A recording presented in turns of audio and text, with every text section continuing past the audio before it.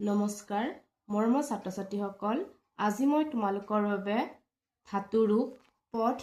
তিনিটা ৰূপত আনিছো লট লিট লং এই তিনিটা ৰূপত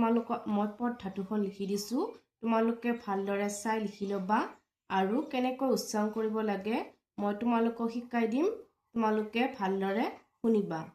এতিয়া আমি পদ ধাতুখন কেনেদৰে উচ্চাৰণ কৰিব লাগে শিকো আহা পদ লট লকাৰ বৰ্তমান কাল পথতি পথতঃ পথন্তি পথসি পথতঃ পথত পথামি পথাবহ পথামহ তাৰপিছত তোমালোকক দিয়া আছে লিট লকাৰ ভৱিষ্যৎ কালত পঠিষ্যতি পঠিষ্যতঃ পঠিষ্যন্তি পঠিষ্যসি পঠিষ্যতঃ পঠিষ্যৎ পঠিষ্যামি পঠিষ্যাবহ পঠিষ্যামহ লং লকাৰ ভূতকাল